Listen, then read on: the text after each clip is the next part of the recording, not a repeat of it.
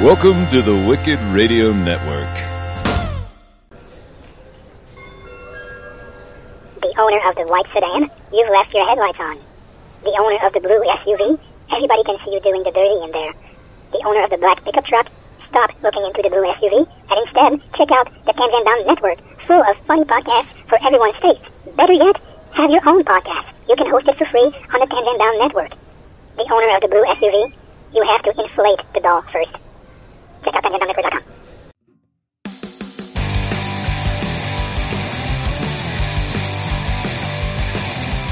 Life sucks to the last drop. Are you gonna blow your head off? Take good aim and don't forget to duck. Life sucks every Monday and all the way to Sunday, but I wouldn't have it any other way. I don't care how you're doing, what's up or how's it hanging. I'd like to buy this world one last drink. Life sucks all of the time, so stick it up your sunshine, and then you'll see the clouds every day. And then you'll see the clouds every day. And then you'll see the clouds every day.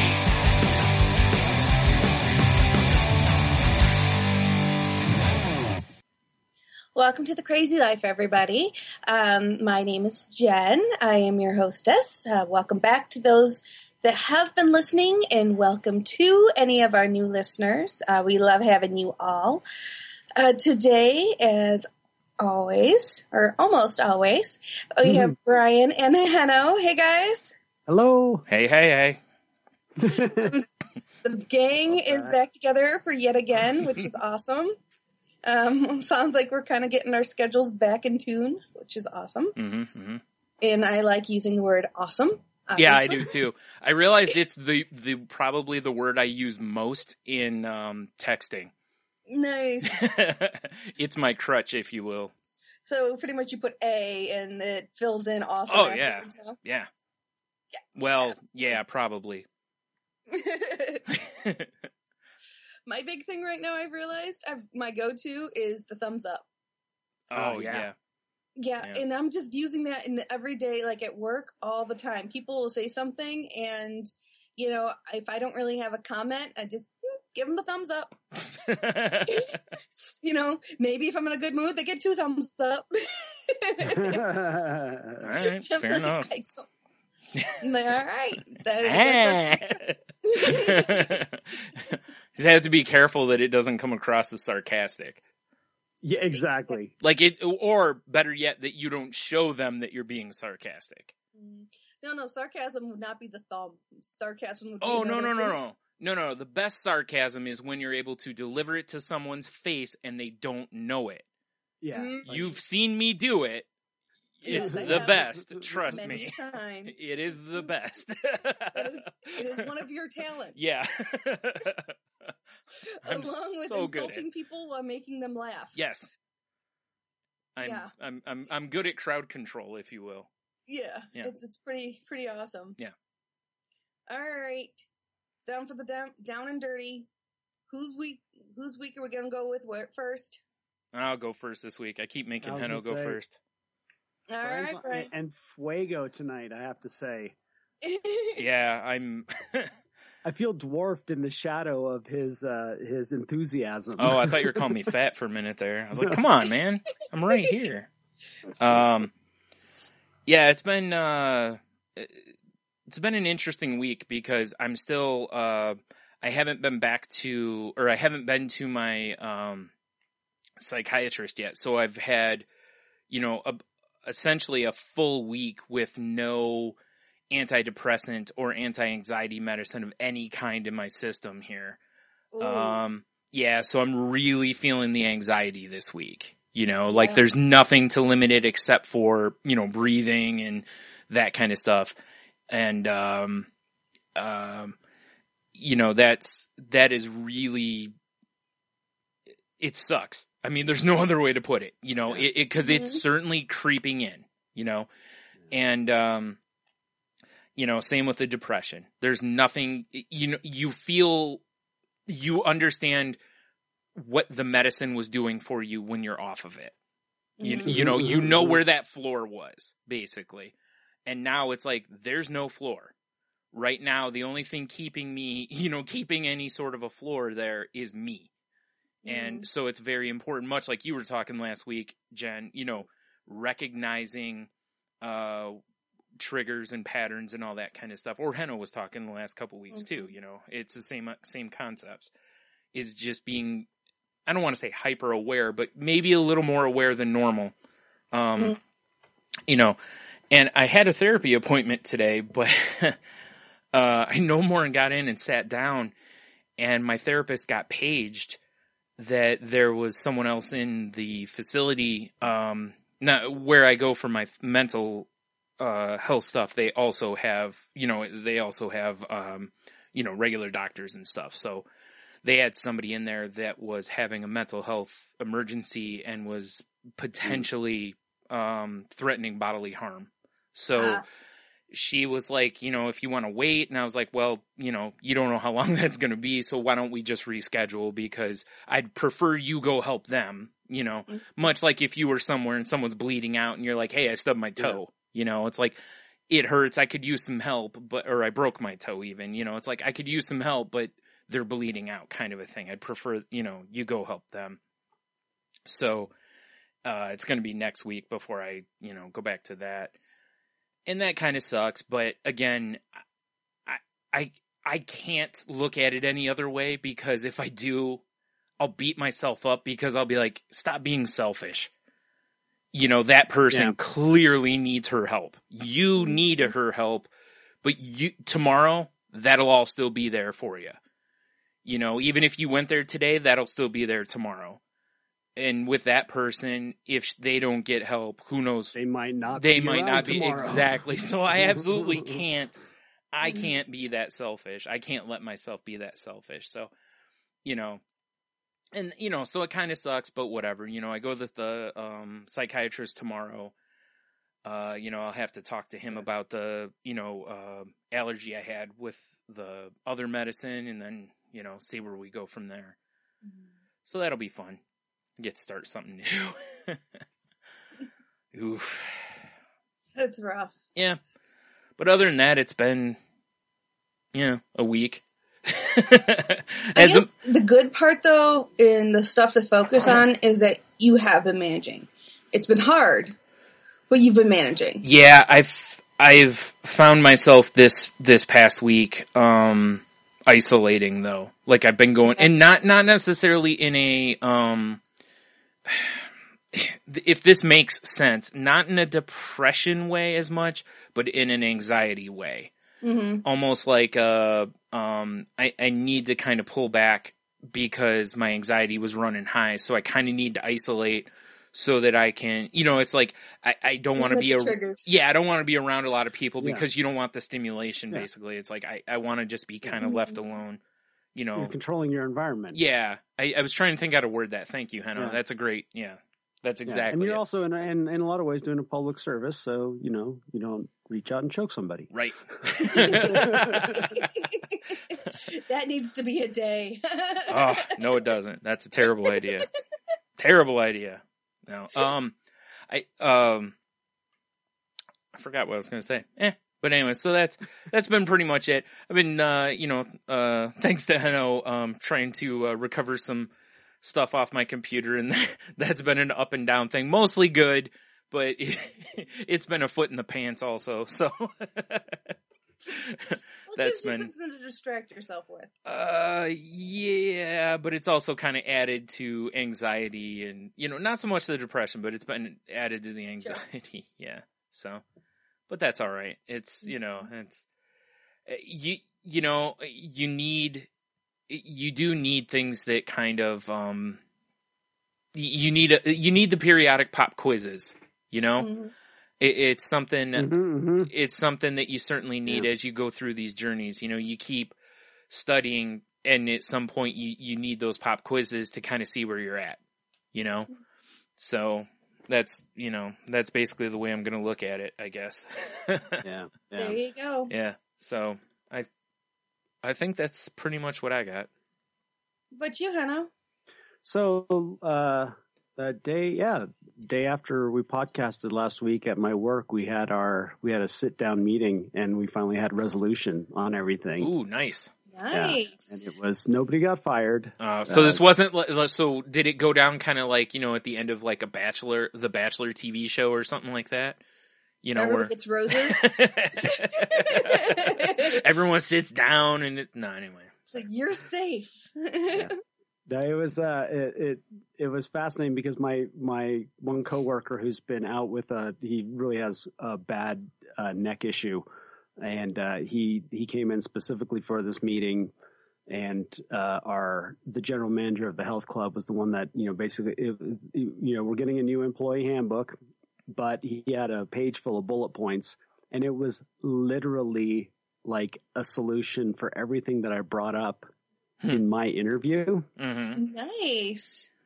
Which was like, okay, because and there were a lot of specifics, and there was only one thing that affected me, as in a change that I need to make, and that's the ease off on the gossiping and the talking about stuff. However, that's a good rule overall, though. But overall it is, yeah. But the big however is we've never had anyone do about issues. We don't have we've never had someone that's like, okay, if you are having issues with a employment issue or a personnel issue or blah, blah, blah, here's a person that you can go talk to in confidentiality. Right. So if you don't give us a solution for talking, we're going to talk amongst ourselves. Yep. Yeah, true. And so, and most of the time was just to figure out, is this worth saying something or not? So that was the only thing that really applied to me, where I'm like, okay, that's mine to work on right there. Now, are they solving that problem though? Like, are they giving you guys, like, are you going to have an HR person going forward, basically? Awesome. Yep. Awesome. See? Yep. Yeah. So it's so much solution based. And it was funny, as I was telling, I was at my men's group meeting, and I was sharing it with some of my guys, and there was one guy in there that every time I just couldn't help yourself from gossiping, could you? Of course not. Yeah. I just couldn't help myself. Exactly. Just like I am right now. I know, right? To everybody. But it was funny. I was sharing what the changes that are going to be made, and they were all really good, really positive things to, it was literally like, well, yeah, now if I was in charge, this all would have been happening anyway. Because I'm one of the few people at the company that worked for a large business. There are 400 employees over several states. That's a company that has to be organized. I worked for them for 15 years. So I know what, and it's always been like, wow, we do things backwards here, but none of my, no one's asking me. Yeah, I went through the same thing when I went from, I worked for 2 different video store chains, and the one I worked for was the number 2 chain in the country. The other was the number 1 independently owned video store chain in the country. Different deal. Really different deal. Different deal. Yeah. And when I tried to explain things to them, they were like, yeah, we're not interested. So I was like, okay. Like, there might be a reason this one's number 2, though. I'm just saying. Yeah. So the one funny thing is we're all going to get drug tested. Mm-hmm. And so anyways, I'm sharing this with my buds.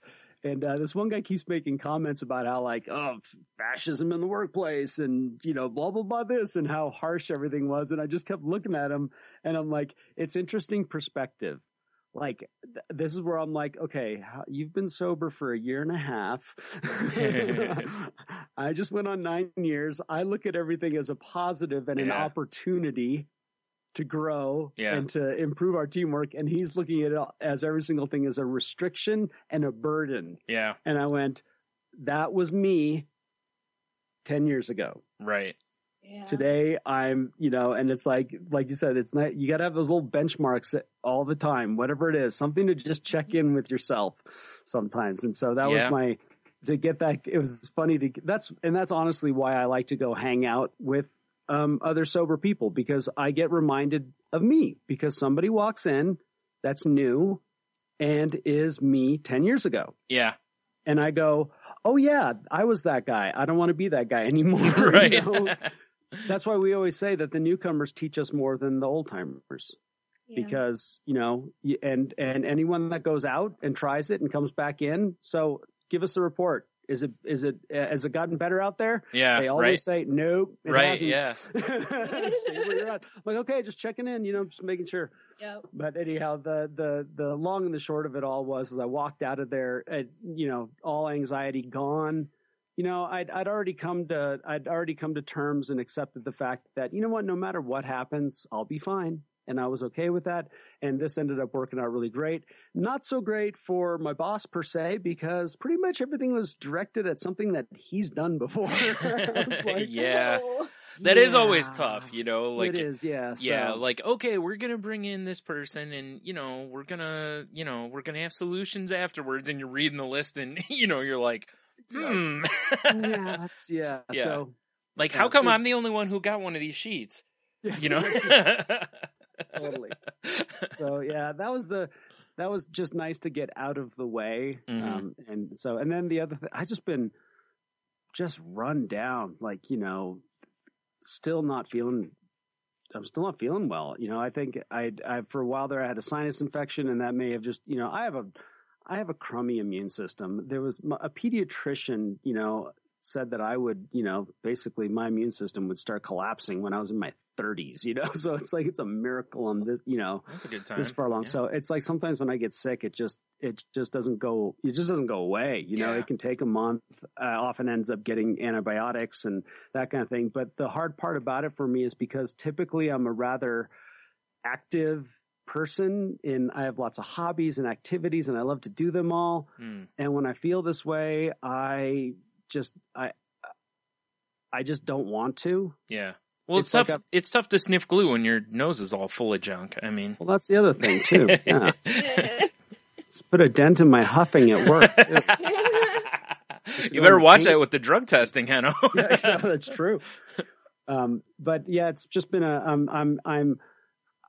I always, and you know, I would always talk about this with Angela, is I struggle to sometimes just be lazy. Yeah. I just need to rest and get better, get to bed early, you know, get up, do what I need to do, blah, blah, blah. And I struggle with it because I feel like I should be doing more. Right. And it's just something in me. Yet I've also have a lifetime of being sick all the time. Yeah. That I know that I'm just better off being not feeling well, Hannah, right now, which means I took up playing one of my video games again. Right, and I'm right. obsessed. There you go. Well, you know the rule, Hanno. You can't be serviceable to others. You know, you have to take care of yourself first. Yeah, and that's it. It's yeah. Like, I mean, we went for a walk. Sharon and I went for a really nice walk by the river, and you know, it was a good hour and a half with the dogs. And when we got done, I was whooped. Yeah, I mean, I don't get whooped. It wasn't a hike. It was a walk. Yeah. And I was whooped. And that's where I have to listen to my body. Yeah. That's a good sign right there. You know, because you're active enough that an hour and a half walk probably should not whoop you. Yeah. And I was wiped. And so I just, and where most of this comes back to is I want to make sure that I have a good attitude when I'm at work. Mm-hmm. I kind of had a crappy attitude yesterday. I kind of got a little, don't you know who I am with somebody. Oh, no. And it's been a while. And I debated apologizing for it. It came down to one of those things where I'm like, you know, I don't know who you are, but I've been doing this for 25 years. Yeah. And I'm willing to put my professional opinion and reputation on the line right now. And I don't know if I necessarily had to say it. Yeah. There is a time and place where that is an appropriate course of action and, you know, conversation. That probably wasn't it, though. He said later he was busting my balls. Yeah. Like, he was testing me out. I was trying to come from a place of confidence. Yeah. You know, and I'm like, okay, I'm just not comfortable that my confidence didn't become arrogance.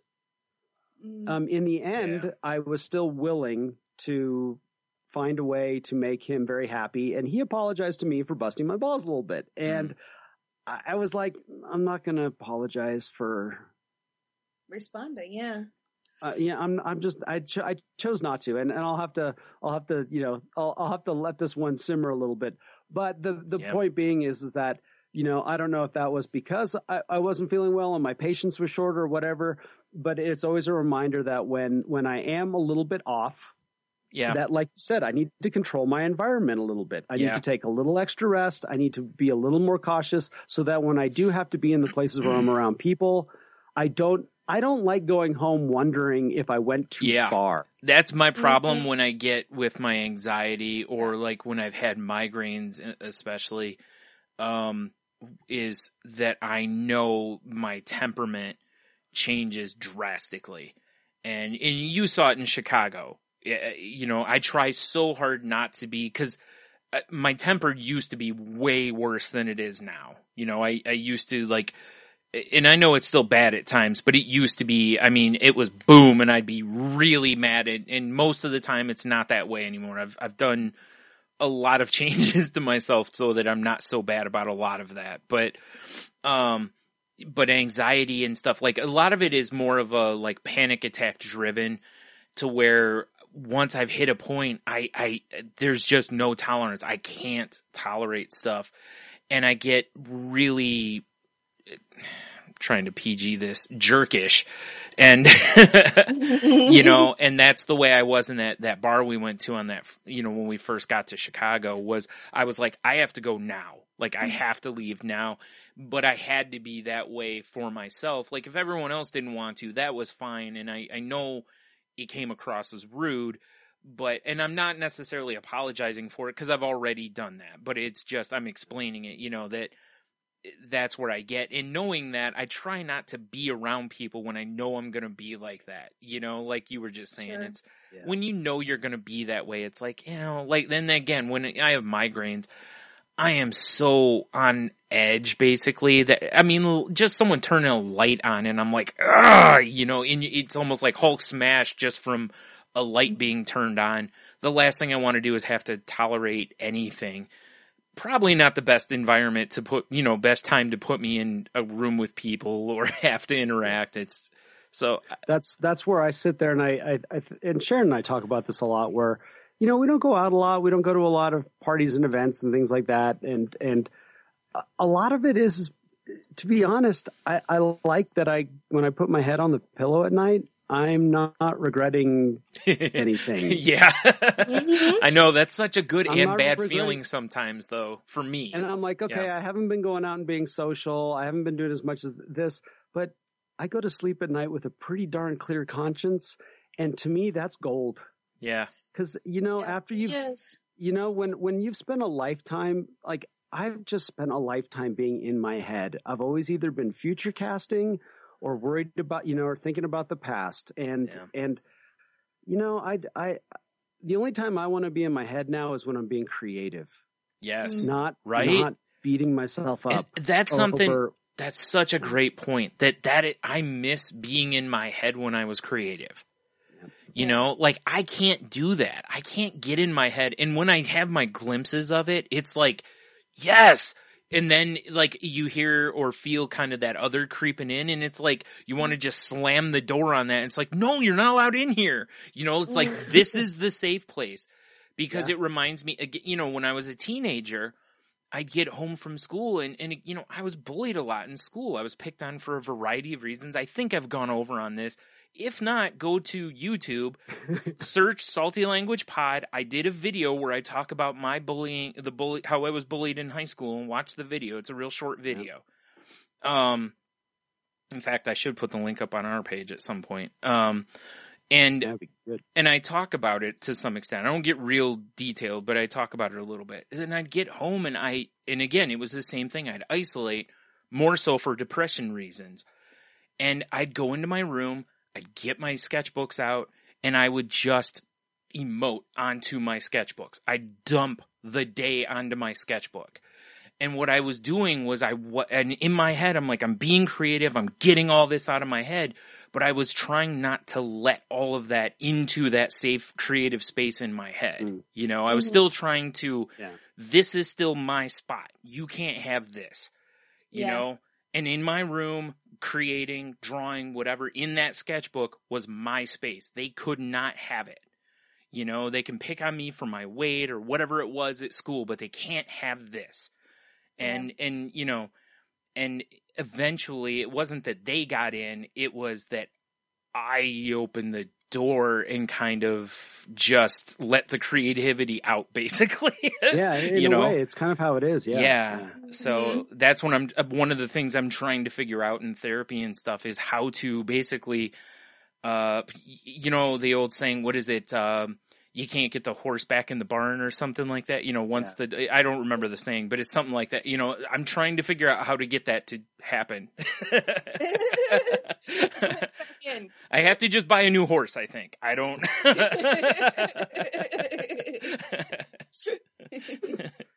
Well, how about you, Jen? Well, it's been an interesting week. I can fully tell that the medicine is gone from my system. Yeah. I kind of wondered because week 2 is usually a different beast than week 1. Yeah. So this is, I mean, it is, I've got the one light, anxiety medicine that I'm on and my blood pressure medicine I'm on. But that's it.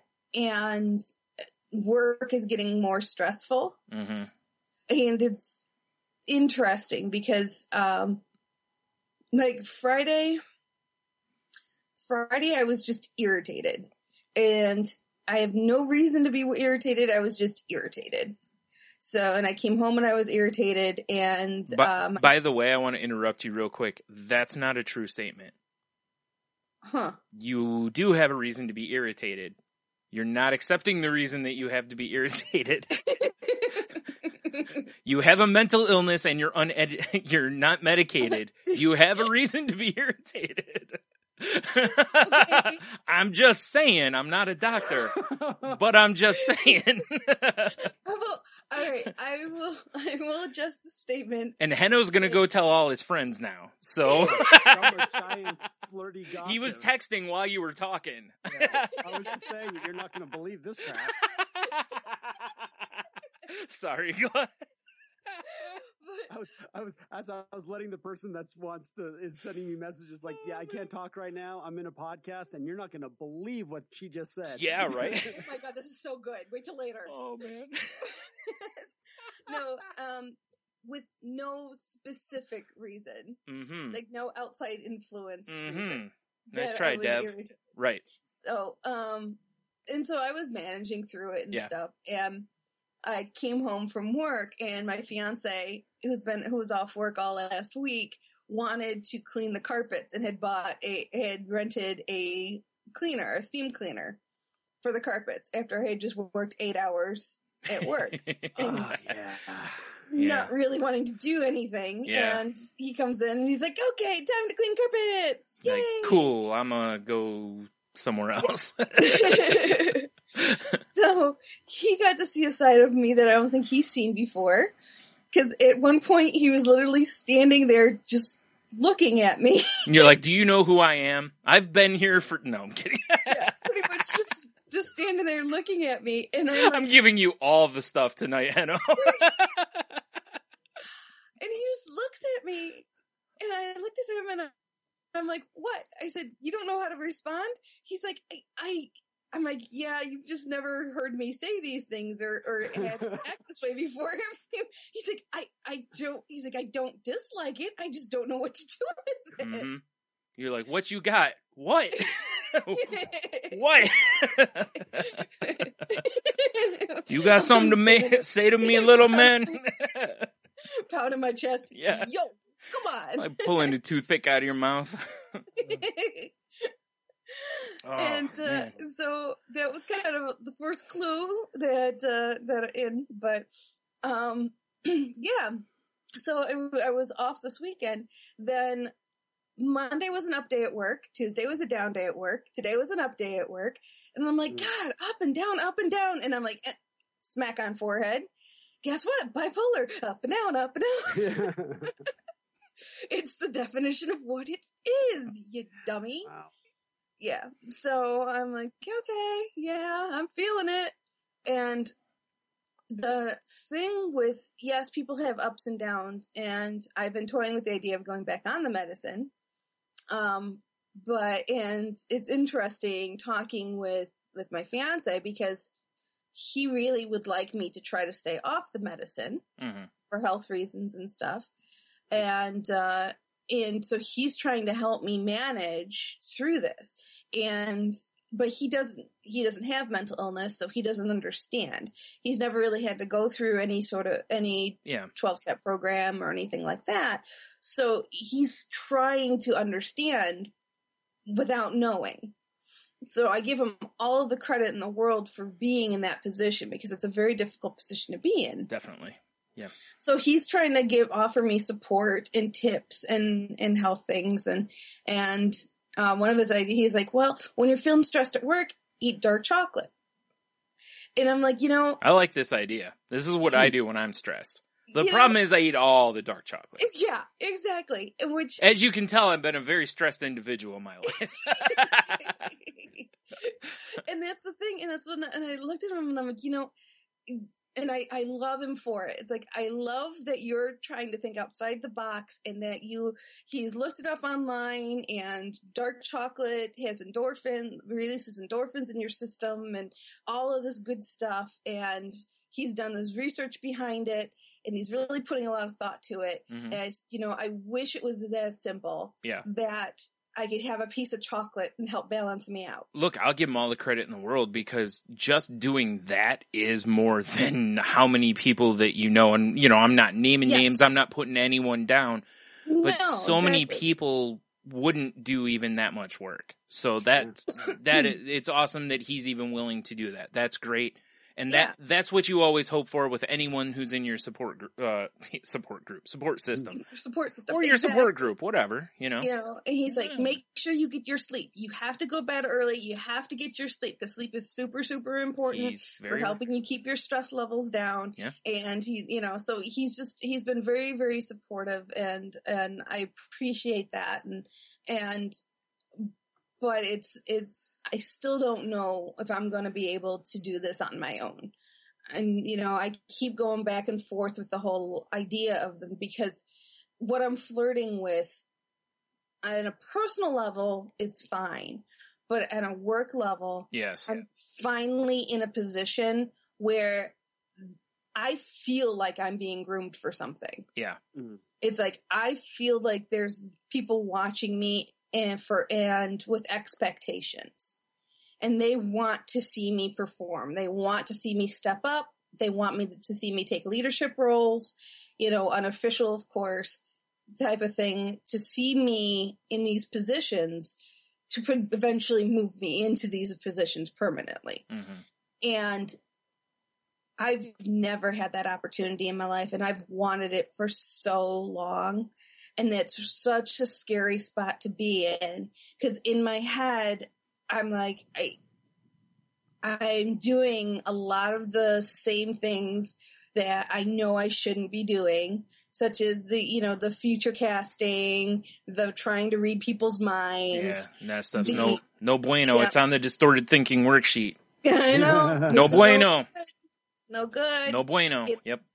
Second guessing my actions. Yep. Second, and stuff. And on Tuesday, I was stressed out, and I'm in charge of, we have 2 new hires, and I'm in charge of their training. Basically, we have a trainer on that came up from South Carolina that's there, but he pretty much is saying, there you go, take it and go with it.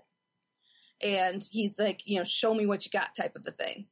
And so now, really quick, is he doing that because he's actually trying to see what you got? And I don't mean that in any sort of a lascivious manner, or is it because he's lazy? He's trying to manage way too much. Okay, fair enough. I'm only asking, just yeah. And it's one of those things that I think he sees me as a tool for him, that I get what I want out of it, which is growth and development and potential leadership skills building. He gets a break from, and he's able to manage his work schedule better. Yeah. So I think it's a win-win, and he sees me as a win-win. As long as you get credit for work put in, I totally agree with you. And everybody that is my only fear, because you and I have both been in those positions where we've done that work and someone else has gotten the credit. So, well, it's really obvious. Like in the area I'm at, it's very obvious that what I'm doing. It's so obvious to the fact that mainly because you're parading around saying, look what I did. No. Heck yeah, duh. Yeah. No, one of the other women in the group updating your Facebook. Even I did. But one of the women in the group today was saying that I was the favorite. Because I'm having one-on-one meetings with him, going over training schedules, doing all this stuff. And this feels like a Lifetime movie. All right. I know. This is the same person that I got sassy with the day before, because she was getting sassy with me. And I know it's come down to power struggles and women in the workplace. Snapping your nails off and taking the earrings off. I'm saying, it's like, girl, oh my gosh. Janiqua was like going off in my head on Tuesday. She was saying all sorts of stuff. I mean, oh my gosh. It was, I almost had to step outside just to get myself back under control. Because I guess I didn't say anything, but I guess I shot daggers at her. She's like, because she made a comment about it later. She was trying to make up later. I didn't say anything, but she was trying to make up later. And she was coming over and she shot me a message, Crown later, meaning Crown Royal. Yeah. And I'm like, yeah, me and Jim, we're going to have some, me and my buddy Jim are going to kick back tonight type of thing. So, that's pretty much my win, I want to say, for the entire week, is the fact that I didn't apologize. I didn't say anything. I kept my cool. I kept my composure. Man, I'm the only one apologizing out of this group. Y'all are just ungrateful, aren't you? No. I'm saying, but I'm like, you know what? When I'm the good guy of the group. I'm like, I'm not apologizing because I didn't do anything wrong. Yeah, you did not. She had attitude with me. I kept my cool. I kept it under control. I managed the situation. And she knew that I was pissed at her. And sometimes that's good. Yeah, it is actually. You're totally right. I've had plenty of those situations where I've done the, because you know me well enough to know I'm not great at hiding my emotions. I generally wear it on my face. And people will apologize to me, and I'll be like, for what? And they'll be like, well, you looked like you were really mad earlier. I'm like, oh, yeah, I was. So. I mean, and that's pretty much it. I'm like, oh, don't worry about it, whatever type of thing. And I just kind of blew it off. And she made a couple more comments, and I just kind of blew it off. I'm like, whatever, and just continue on my day. And we're laughing and joking and stuff. And, I made sure she understood that everything's good. Yeah. You're like, we're cool. But don't do it again. No. I held my stuff together, and it's good. So, like I said, it's. I'm at that critical point where it's so important that if I'm going to ever be a leader of this group, I have to earn their respect. I have to let them know that I'm serious, and when I say things, I mean things. Yeah. And that nobody's going to be able to push me around. Yeah. She brought something to me because she wanted to change a training schedule, and she had a very valid point. It was not a good time to change the schedule, but she had a good point. We changed it anyways, even though I didn't want to change it at that moment. I did change it with her. It was a good move. Everything worked out well in the end, but I can tell she is trying to. I hate to use the word jealous, but I think she's trying to usurp me. She's trying to take her piece of the attention. It's really similar. Like, you could take the same story kind of that you just told and tell it with a parent and a kid. Mm-hmm. Kids test boundaries. Parents have to push back. A lot of times kids will call parents on a bluff, and the parents have to hold, and it's, it's a very similar situation, and you run into it. And like you said, if you're put in a position of leadership, at some point you're going to get tested. Someone is going to see how far they can push you, or, hey, are they going to actually do this, or can I push them around, kind of a thing. And, you have to push back. It's just part of the job. So yeah, it's good. It's good that you did it, because it is going to be part of it if you're going to be any sort of a leader. And that you've been in leader roles before. So that's good. Now, can I suggest, for various folks, that if you are in a situation similar to Jen, that maybe, if like me, where you can't afford therapy on your own, make sure you check out your Department of Health and various situations to where maybe they can help you. A lot of states have mental health programs, or there's support groups around that, can maybe help people. Excuse me, even if you're not seeing a therapist or a psychiatrist, you might be able to get into a support group to kind of help you talk through stressful situations with, work and stuff.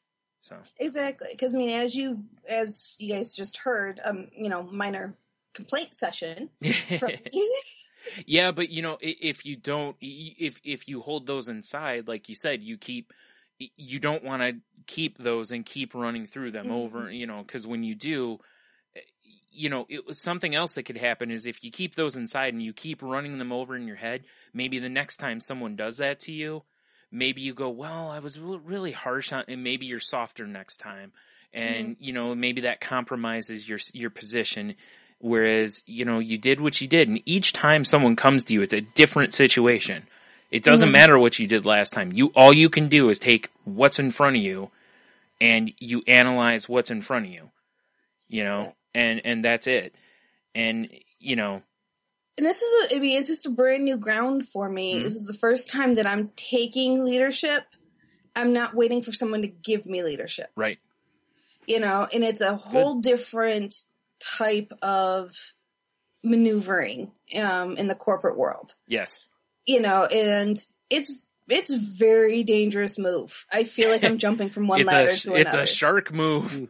It's the shark. I feel like I could fall into the sharky waters at any moment. You got to remember, though, to be a shark, you can't look back. I know. And that's the thing. It's like, it's already, I feel the gap forming between me and the team. I'm getting closer to the leadership people.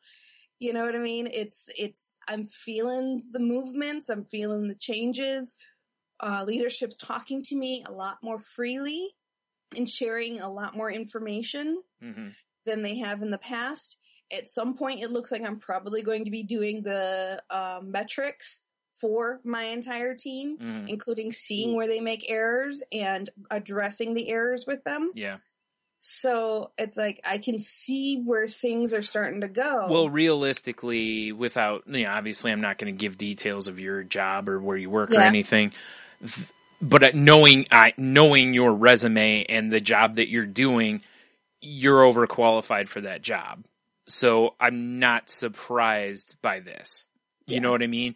I can understand why they would bring you in and potentially go, let's see if she shows herself, because, asserts herself, because if she does, I could see where they would go, they're bringing you in as an asset, basically, because it would make sense, bring you in, see if you're a good fit. If you are, then, hey, let's move you up because you've got this other stuff. You can do this other stuff. Now all we have to do is get you familiar with how we do it, and then there you go. And it's just been an amazing, amazing opportunity for me. And I'm so afraid of messing things up. But I don't want to go back on the medicine yet because I want to see if I can handle it on my own. So it's a very interesting point in my life for me. Yeah. That I feel like I'm playing with fire, and I technically am a bit. Yes, and that's why it may not even be that you would need a medicine to get through this, but some sort of a talking session, whether it's a group or some sort of a kind of like a therapy type of thing, probably would help.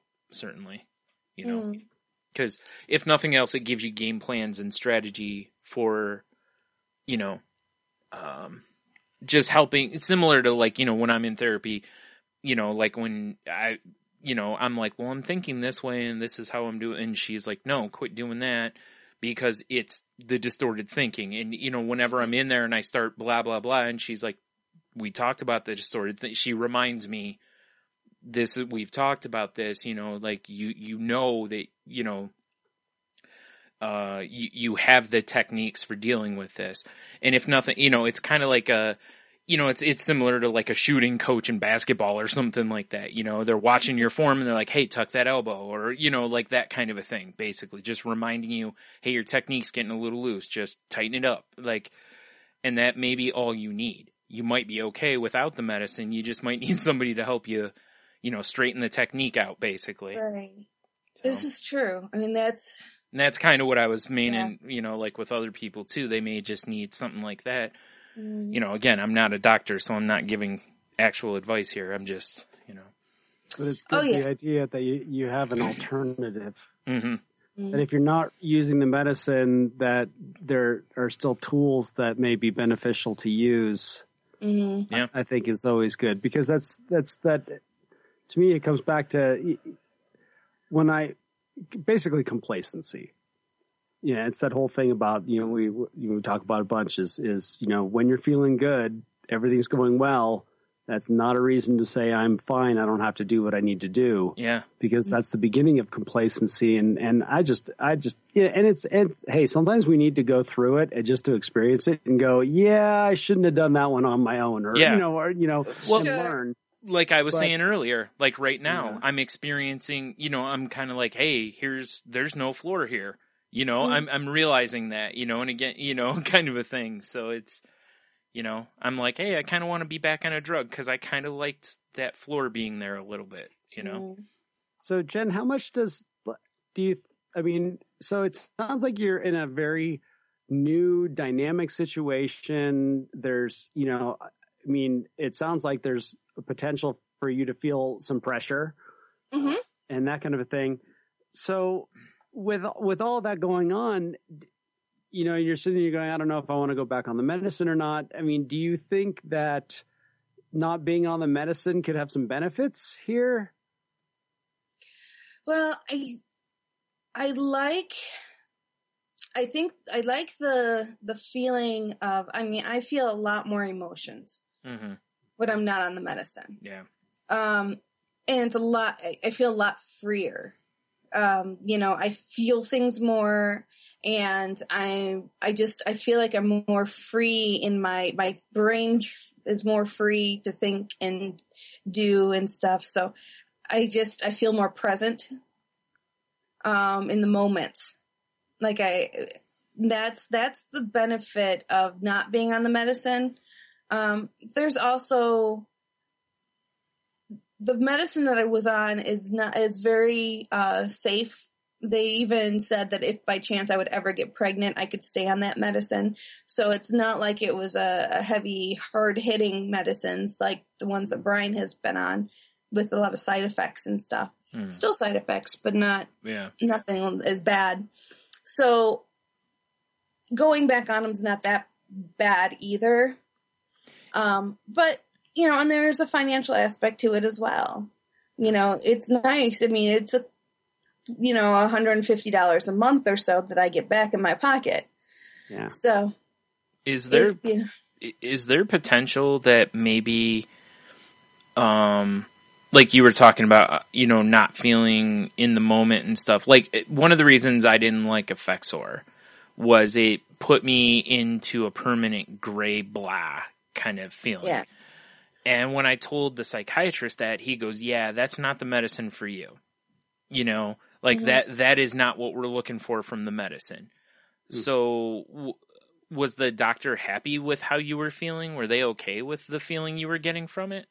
Well, I didn't know it until after I was off it. Oh, okay. Fair enough. I didn't really catch that with Effexor until I was off it too. So, okay, fair enough. Yeah. I was just curious because, you know, sometimes with these kind of drugs, they're just not the right one, you know, sometimes. That's why I was curious. Okay.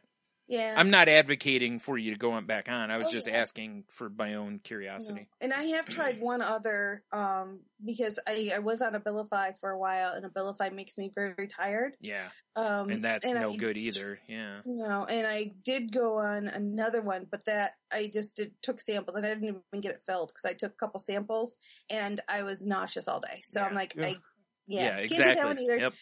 So, Abilify I can take at night. If I want to take that one, I can take it at night, and I'm fine during the day. So I can manage through that side effect. I can't manage through the nausea. Yeah, that's actually it can be a useful side effect. It was like that amitriptyline I was on, the one, it's like originally it was given to me in the lower dose to, it's not a sleeping agent, but it helps you become receptive to sleep, basically. Okay. It helps relax you, basically. Mm-hmm. And it did. And I was like, this is awesome. Because, for years I've had trouble getting to sleep.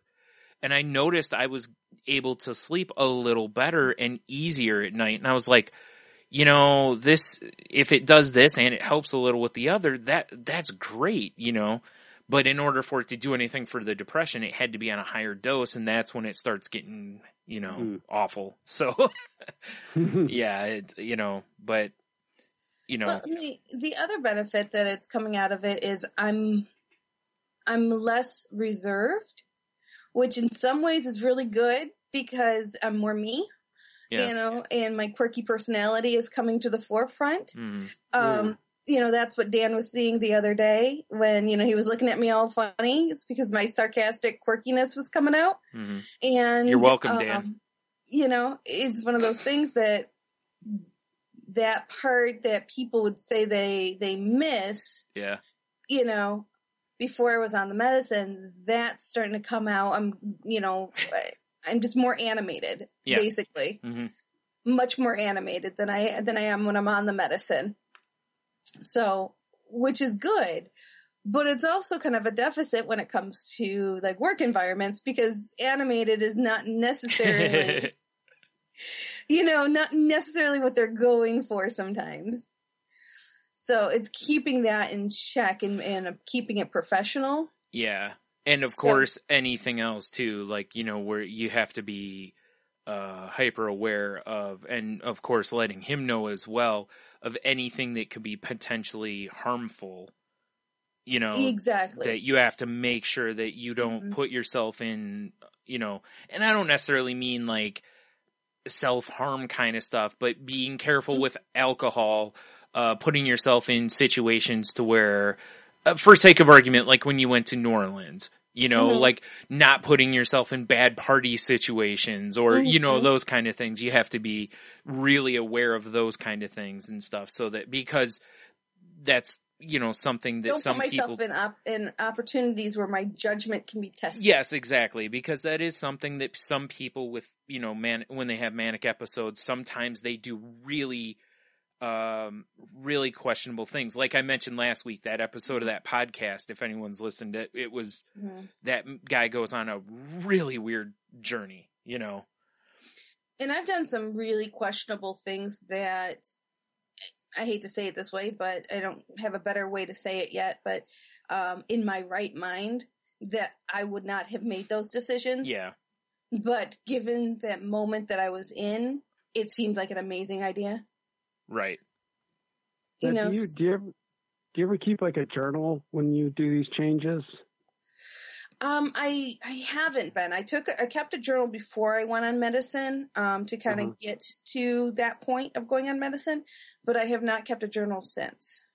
Okay. So, and that's another tool that would be really helpful. That's probably not a bad idea, especially right now, Yeah. Because that's what I was wondering about. Are you able to actually see changes in your writing on a day-to-day basis? That's a great idea, actually. And I'm sure somewhere that someone has suggested that, online as a tool for that. And if not, that's a great call though, because that does give you a measurable, because I noticed that like years later when I went back and was looking at stuff I had drawn and written in high school, and I don't mean like poetry stuff, but stuff where I had written like stories to kind of go with stuff I had drawn, I could physically see like what kind of mental state I was in by the stuff I had written. You know, wow. like I could see where I had hit a depression spiral. And that's why, I don't know if you remember, do you remember when I threw away a bunch of stuff that I had written from that era? Because I was like, no, I am not this guy anymore. I don't want this anymore in my life. And I purged a lot of that. And, you know, for that reason. So that's kind of, that's a great point. You might do that because, you know, keeping an eye on that might help you kind of measure where you're at.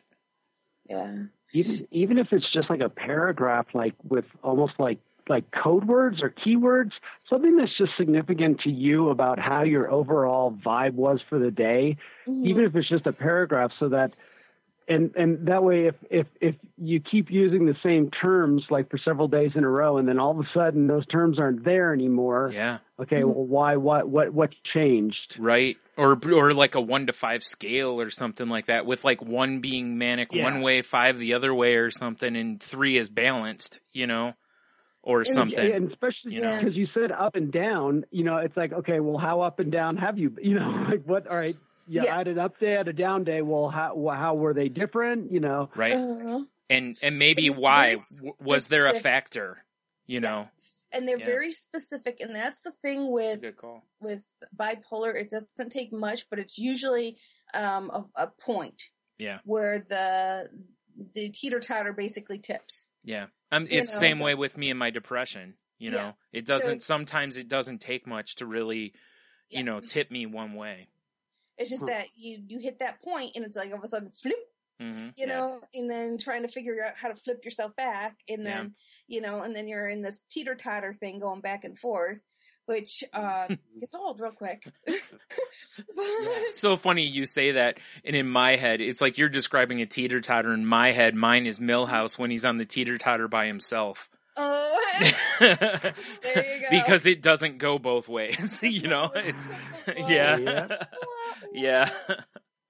On the upside, it's kind of interesting because the feedback I've been getting from quite a few people, like leadership and stuff at work, is how amazed and impressed everyone is at how comfortable I am. From being someone there, I've only been there less than 2 months. And, you know what's interesting though is when you walked in, you were medicated, and now you're not on the medicine. Now you're not. So you're kind of like, you come in and you're reserved because the medication was a governor, and now you're untethered by the medicine.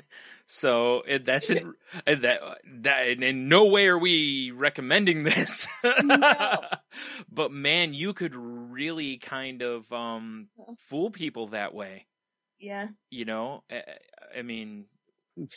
So now that they're like, man, you just can't believe how comfortable you are. And you're, you know, I can't believe you only been here, you know, that such a short time, but you just fit right in and all this other great stuff. And it just, in my head, I'm almost like giggling because it's like, hee. Fooled you. Yeah. It's like, haha. Baseball's moment. You know? And it just, it's, I can feel the mask slipping, and I haven't decided if it's a good thing or not. Gotcha. It's like, do we let the mask completely slip, or do I put it back on? I don't know. But yeah. Yeah, that's a really tough one because bipolar is typically something that doesn't typically get better on its own. You know, it typically needs... it's never going to get better. No. You know what I mean, though? It's like once it starts to slip, it typically just slides. You know, it doesn't straighten back out. It usually just slides. And that's kind of where I need to have some stability. Yeah. Since things are a little bit wacky at work at this week, I'm hoping next week gets a little bit more stabilized. Yeah. And that'll make things easier on me. So hopefully I just got to make it through the week to kind of get through this and get a little stability happening. Right. And it also, you know, my fiance's back on nights, which is by no means, I miss him always, you know, but having the quiet solitude of the house to myself for a couple nights in a row is probably not a bad choice either. Yeah. Mm. At least as a kind of a a home-based check-in stabilizer. You know, you have this, Yep. you know, your quiet time to really see where you're at. Yeah. Yeah, Exactly. that's where I get like that too, where you know, like you're talking about, like the whole, hey, it's carpet cleaning night. You know, it's like, you know, I can come home and all of a sudden it's like, hey, it's da da da, and I'm like, yeah, no. Yeah. No, it's lay on the couch and play iPad night. Exactly. Like, like, oh, you have a couch out on the front lawn? That's cool. Yeah. I could live with that. Yeah, wait a minute. I don't know if that's a good idea where Why do Henno they live out lives. here? Yeah. This is my house. Yeah. Why am I out here? Yeah. I own this. Mine, yours, really? Yeah. Whatever. You All know, relative. yeah, it's just a word. Right? Yeah. My Well- thing is that motivation at the end of the week right now, you know, that, you know, because I'm not feeling 100%, like I'm just more tired at the end of the day. And then when Friday comes around, it's like, I don't want to do anything, Yeah, you know, and oh man, I'm just not myself right now, you know? Yeah. It's funny how, like, we're all three of us talking about just not being in our, you know, here we were for a while in our zone, and now it's all of a sudden different. I'm like, Yeah. Yeah. Yep. And it's a moving target. It always is. Mm-hmm. Well, it's But funny hey. because last week we were talking about managing, you know, Yep. about how this situation it's exhausting because it's managing. you have to manage it. Yep. You have to think about it. And here we are. And this week it's a heavier managing than it was last week. Last week it was, yeah, you know, it's not bad. And this week it's, you know, for me and Jen, it's kind of similar reasons. It's just we're further away from medicines now. So mine next week will probably be a little different, you know? Yeah, exactly. But for me, the wins are, we're still talking about it. Yep. Mm-hmm. Being aware of it. We, you know, and like in Brian's case, you're being willing. Yeah. You're like, okay, that one didn't work. All right, what's next? I'll be honest know, with and you. Those are wins. I'll tell you what, the stuff, it's really funny how I was thinking about this last night, and I honestly think, and I don't know 100%, but it just seems to be what it is, but I really think that the trip to Chicago, maybe it's just me, but have you noticed this in me too? Like, I feel similar, like, I feel kind of like I'm a different person since that trip. Like, I feel like I'm really approaching stuff differently since then. Mm-hmm. I think I was kind of on the path before, but I think I'm really kind of going after it a little more now than I was before. Today you actually sound more Bryan-like than I've heard you in a long time. Yeah, and you know, it's kind of scary because I'm like, I'm going tomorrow to get medicated. You know what I mean? But I know that similar to, like, it's not something that, you know, this was a fear originally for getting medicated is, I'll be less me. And it's like, no, that medication hopefully will allow me to continue being this Bryan, not prohibit me from being this Bryan. And if it does prohibit me from being this Bryan, it's not the right medicine. That's the attitude. Yep. And if I had had that from minute one, I probably wouldn't have spent 5 years. Yeah, because I started this path before we started Salty Language, or right about the same time, and we're real close to 5 years. So that's where it started. And I think that it's been 5 years, and I still only feel like I've taken baby steps. But they've been really big baby steps, if that makes sense. Yeah. Very important. You know? Steps. Yeah, your doctors right now have that same outlook. They're like, no, you're not supposed to feel like this. You're supposed to be you. Yeah. Just without so many of those side effects. Right. Those down, you know, the hard parts. I will say this, though. I do have a long history of bad interactions with medicine.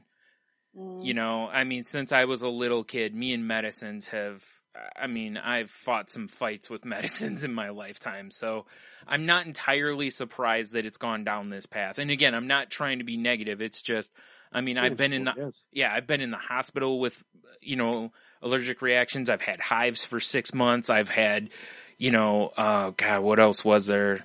I've had multiple reactions to various medicines. I mean, like I said, I've just not been a person who's had great luck with a lot of medicines, so it's not surprising to me. And especially as I read around about a lot of antidepressants, that a lot of people have to go through a lot of them before they find the right one. So I kind of at that point was like, look, this might take, a lot of medicine, so we'll see what tomorrow is. I'm going to go spin the wheel and hope I don't hit bankrupt again. And I think that's a great place to probably leave off on is let's go face tomorrow, spin the wheel, see what it brings, and handle it. Yeah. We're all in that place where we can handle it. Mm-hmm. We just have to choose to do so. Yeah. And that's one of the things that I've always said, and it just makes the world right for me, is that you always have a choice. Yeah. You can never present me, and I've challenged many, many people over the years to provide me, and I'll challenge the audience as well. Provide me a situation where you don't have a choice. Because every situation you choose. Even if someone's holding a gun to your head, you can still choose. You can choose to die. You can choose to fight. You can choose to, there's so many different choices. You just have to make one. So as long as you're out there making choices and not letting life make them for you, you're doing good. I have a book you can read that would argue with you on that. It's by a guy named Sam Harris, and it's about free will. That it's still, you have choices. He actually argues that there's no such thing as free will, which would dictate that there's no choices. And it's a really good argument. I'm not saying he's right. It's just it's a short book. But anyway, I know what you're saying. I'm just being a jerk. Like Heno said at the beginning of the show, I'm on fire tonight. What this means is this week's Salty Language is gonna suck. Unless Tony carries it, because I'm done here. So you spent your fire. Yeah, huh? It's over. Yeah. Drop the mic, walk away. I'm going to use a different reference, but it's not clear. Yeah, exactly. I wanted to mention something before we get any further here. I was listening to, I got to pull up this reference here. I was listening to the TED Radio Hour on NPR. And it's a podcast where they kind of, they do a topic and then they play from a couple TED Talks. And the reason I wanted to bring this up was, where's the topic from that one? Shoot. I thought I wrote, it was called Crisis and Response. If anyone wants to look up the episode. And there's a woman on there, I can't remember her name. I think it was Nancy, because I'm looking at their website. There's a website, and it's crisistextline.org. And they have it's a website, or you can text it at 741-741. If you are in any sort of you can just text it for any reason that you feel is a crisis, whether it's you're feeling suicidal. Honestly, if you're just bored, you can text it, and basically people will talk to you. But it's more so like if you need help or if you're feeling, those kind of things. And they will take, if people want to volunteer, there's a link to apply for that. But what they've also done, and this is what makes this so amazing, aside from just helping people who are suicidal or whatever it is, that's awesome, and they deserve merit for that. But on top of this, they also, they collect, they do algorithms for what people text in. And this isn't to sell to places. What they do is they make it available for free so that schools can go, basically they've gone and they've looked at their data and gone, hey, the worst day of the week for people with eating disorders is, I believe it was Monday.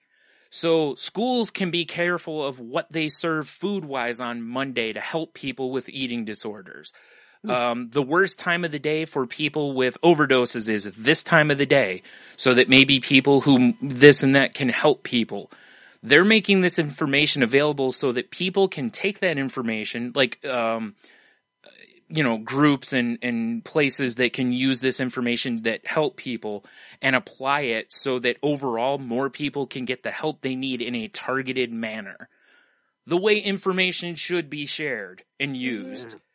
This is what algorithms and data collecting should be used for, and this is the kind of information sharing I don't mind, because this can help save lives. Absolutely. And I also wanted to mention that Facebook has a new thing on there that if you see a post from someone that you're concerned with, if you think they're suicidal or may harm themselves and or others, you can, there's a little arrow at the top. Like, say you saw something that was offensive. You could click the arrow and it'll come down and you would be like, get this off of here. It's offensive, right? There's now an option that I believe you can say, like, get rid of this post or whatever, however it's worded.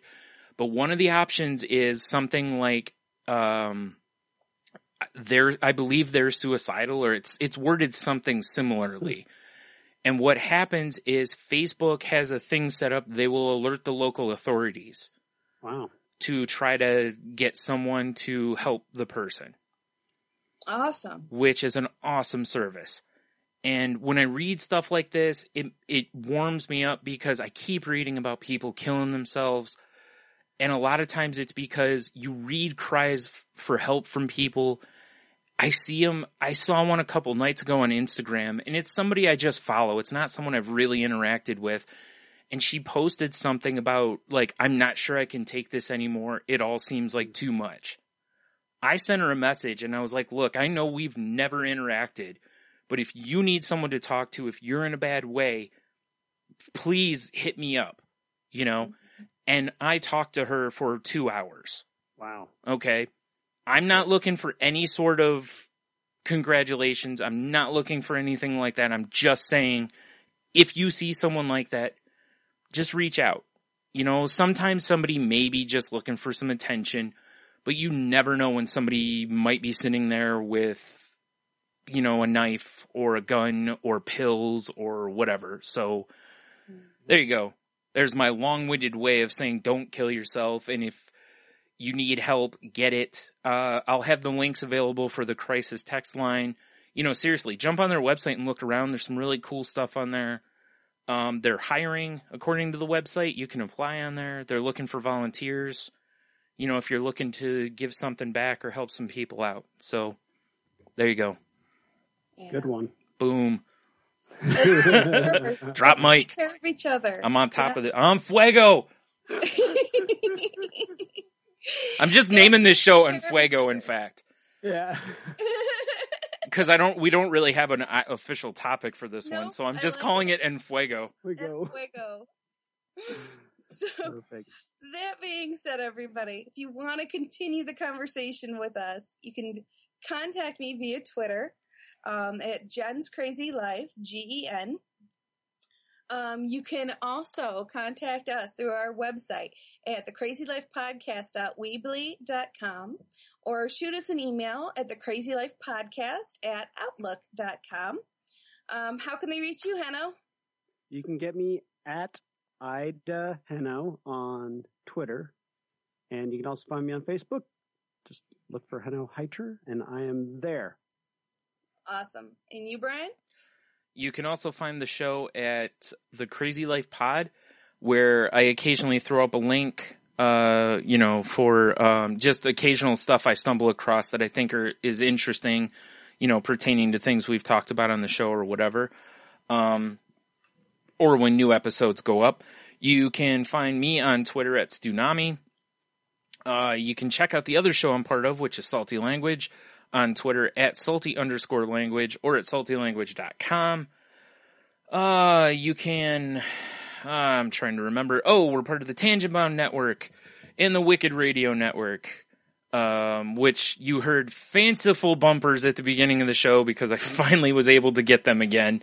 Yay! Before Henno's awesome song, which if you fast forward through, shame on you, go back and listen to it because it's an awesome song. Absolutely. I hadn't listened to it in a while, and I listened to that and the Salty Language theme song again the other night, and the Salty Language one, Henno, I crack up every time I go back and listen to it. There's so many inside jokes, but it's just so funny. So again, thank you for doing both of those for us. Also, check out Henno's SoundCloud page if you want to hear more of his stuff, which is Monkey Tongue Productions. All right, what other links am I forgetting? I feel like there's something else I was going to say. Well, I'll get into we're not doctors, therapists, lawyers, teachers, podiatrists, I don't know, trained professionals of any kind, I don't think. So if you need help, please seek out professional help. Or again, like I said earlier, check out, Department of, Health or, your local church, libraries. There's all sorts of help out there for mental health now. More people are talking about it. That's something else that I don't talk about much on this show. And I really want to, my rally cry is don't hold it in. Talk about it. That's what we're doing here. Talk about it. If people around you don't want to hear about it, tough. We don't want to hear about some of the stuff they talk about. Talk about it anyway. It's part of you. But if you need help, go get help. And if you're suicidal, please don't be alone.